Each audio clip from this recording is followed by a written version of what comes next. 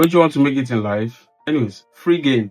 I'm going to share tips that will help you make it in life and in the future that we're heading towards. Orchestration is the new literacy. The new literacy. We've built machines, then we've watched them scale past the limit of our spreadsheets. We've tried to use the same skills, KPIs, dashboards, clean efficiency metrics. We've tried to use it to control them. Manage these systems, these computer systems, the way we manage the factories. Add metrics, fix schedules, and the belief that if you could measure it, you could master it. Look at the complexity that we've created. The AI systems that self-optimize, the global networks that feedback on themselves, the talent pools that communicate across 20 time zones. All of this makes us feel a new kind of paralysis. Our systems are not complicated, they are complex. Complicated means you can take it apart, you can analyze these pieces and you can put it together. But complex means that these pieces, they change based on how they interact with each other. And I think this is the true definition of the state of things. It means that the system is alive and you cannot control a living thing. You can only relate to it, you can guide it, or most terrifyingly, you can lose it. The levers do not exist anymore to support that. They've dissolved into 1,000 different shifting variables, many of which are governed by unseen algorithms or the collective or the chaotic will of the network, the new literacy. And to survive this hyper-connected age, orchestration. The future leader is not a manager. They are the conductor of a symphony, in my opinion. He does not control everybody. He does not force everybody to play a certain way. That musician is a highly specialized expert. So you trust them. They're capable of the complexities. So the conductor could never personally do what they do. So if the conductor tries to micromanage every music that comes from them, everything will fall apart. So what does this conductor do? The conductor is a ritual leader. The corners of these three forces, the individual genius, that's the talent and AI, the story, and then the flow of time, and that is how the market is moving. Their power is not in dictation, but in listening. So the new literacy, in my opinion, it begins with humility. The conductor must listen to the whole system.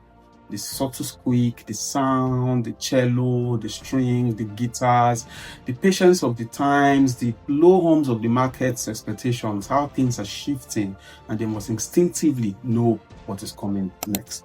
This is the great shift of management. It is not by control, it is not by leadership, it is by coordination. And learning to conduct complexity instead of trying to crush it into manageable parts. That's no longer necessary.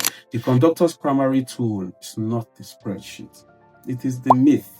The myth is the score, the foundational story, the purpose, the single reason why everybody in that organization must align. Take, for example, Don Jazzy, who has been the most enduring architect of the Nigerian pop culture, if I do say so myself. And in an industry where a lot of one-hit wonders, a lot of short-time players, he has built at least two consistent separate empires, the Mohits and the Maven. The old model system of the label boss, if you had continued that style where he owns the masters, he suppressed the artists, that would not have worked. But Don Jazzy is a master orchestrator. You understand that his job isn't just to make the beats, it is to hold the myth. And when he transitioned into Maven, he didn't sign artists. He orchestrated the supreme Maven dynasty, created a ritual space, the Maven headquarters, where the chaos of the industry is silenced for the first time in that kind of space. From the massive egos of the band to Redman to Ira Star, and aligning all of them into the single frequency, the Maven sound. It does not control the creative output, it orchestrates the system.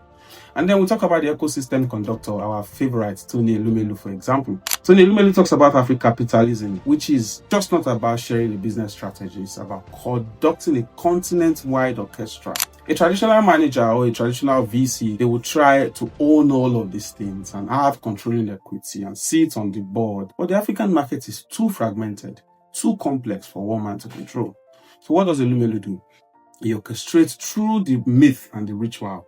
The myth is the Afro-capitalism, the one that if we all share this private sector and we all build for it, we can transform the continent. And then the ritual is the TEF program, this annual gathering where thousands of entrepreneurs, they converge and then they align with that myth. By giving away $5,000 grants, rather than hoarding all that millions to himself, he has created an army of 10,000 plus disciples across 54 countries of the continent who is preaching his gospel. He cannot manage them, but does he need to? No.